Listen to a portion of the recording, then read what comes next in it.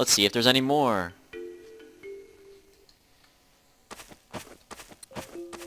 Stanley decided to go to the staff lounge to check on his co-workers. He never functioned well by himself and constantly needed support and guidance from others, so the thought of total solitude was terrifying to him. When Stanley came to a set of 2 open doors, this was not the correct way to the employee lounge, Yes, and Stanley knew it perfectly well. So he turned left at the first open door and walked back in the right direction. And like that, he was back on track. I messed up, everyone. I gotta go back. I gotta go back. I can't live in this world anymore. No.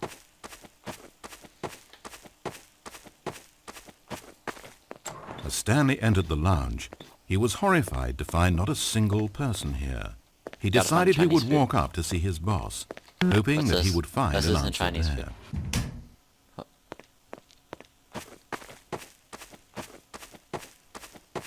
Coming to a staircase, Stanley walked upstairs to his boss's office.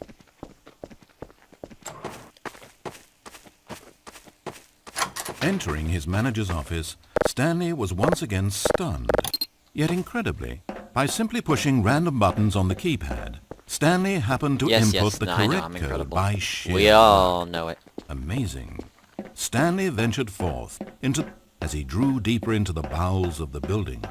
Stanley had no idea where he was or what this place held. And just as he began to think he might not discover a thing, he emerged into a long room to find Dun dun dun. rows and rows of monitors. Screens with a number above it. Stanley noticed, however, that these were not random numbers, but the number of employees who worked in the building, his co-workers. Even his own number, 427, had a place on the wall. But why a setup so elaborate, he asked. Was this simple surveillance or something even more? And as if in answer to his question, the wall slid open before him, revealing the ultimate truth of the situation. Let's go push the green button. An enormous control should I panel, say? Stanley discovered, Cool. but not one that controlled Wait, simple can I get up here? machinery. Buttons were labeled with emotions. Happy, sad. Levers and knobs controlled actions. Walking, eating, doing work, or watching TV. Every input on this device monitored not the functions of a machine, but of a human being. The heck? And the reality began to sink in. Stanley, like so many other people, reduced to images on a monitor, had been under someone's control, always at the mercy of this machine. Could this have been the only reason employee number 427 was content with his boring job? That a machine had altered his emotions to accept it blindly? He began to feel an unbridled rage, and at the peak of his anger, something happened. A spark. Stanley looked up and saw the generator overhead, still providing some small amount of power to the machine, keeping it alive. And knowing that this generator was all that kept the controls running, Stanley moved to the ladder in the back of the room and began to climb towards the rafters.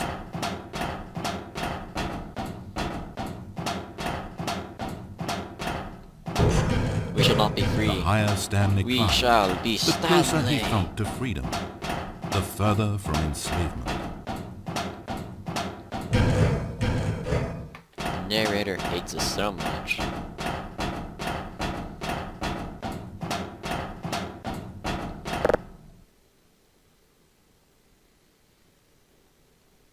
Oh, Stanley, you didn't just activate the controls, did you? Why, yes I did. After it kept you enslaved all these years, you go and you try to take control of the machine for yourself? Is that what you wanted? Control? Why, yes. Stanley. Stanley. I applaud your effort, I really do. But you need to understand, there's only so much that machine can do. There's only so much I You can were think meant of. to let it go. And one of Turn the those controls off and combination. leave. If you want to throw my story off track, you're going to have to do better than that. I'm afraid you don't have nearly the power you think you have. For example, and I believe you'll find this pertinent, Whoa. Stanley suddenly realized that he had just initiated the network's emergency detonation system. Well then. In the event that this machine is activated without proper DNA identification, nuclear detonators are set to explode, eliminating the entire complex. Doesn't How sound long so until bad. detonation then? Oh, let's make it say, 2 minutes. Now, this is making things a little more fun, isn't it, Stanley? Go ahead. Play with those controls all you like. The real controls are where I'm sitting. Did you really ever believe you held any power? Did you not think I knew what I was doing? When I erased your co-workers and turned off the machine, I was offering you freedom, an escape. I didn't have to do that. I've run this story many times, and I don't always set you free. Sometimes you just sit there, day after day after day, doing your job forever, and then dying alone. Oh no. But when I actually give you the freedom to control your own actions, it's not enough. I let you go, and you trapped yourself just the same. You just weren't made to handle this sort of responsibility, I'm afraid. We're gonna die. But you know what you were made for? Pushing buttons. You get it now? Now I'm enjoying this. Tell you what, I'll throw some extra time on the clock just because I'm having so much fun. There we go. You see, I want to watch you for every long second you try to puzzle this out. After all, it should make sense, right? The timer, the nuclear detonation, the mysterious facility, it's all here. This is a video game. Oh my gosh. Except for one thing there, hero. You've got no weapon, no vehicle. You don't even know where you're going. When you saw that timer, you just instinctively started trying to find an exit, didn't you? In fact, I bet you're still looking for a way out. I bet you're clicking on everything in this room, trying to open doors or vents or something and solve the puzzle. As though this game has a solution, as though it can be won. That timer is not a catalyst to keep things moving along.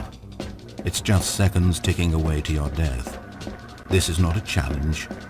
It's a tragedy.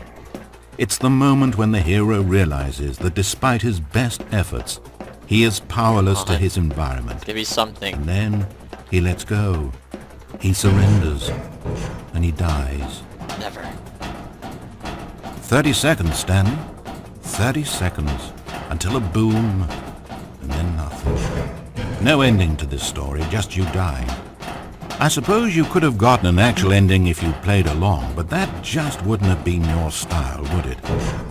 Instead, you'll perish knowing that the only choice you made here was to turn on that machine and to start this timer.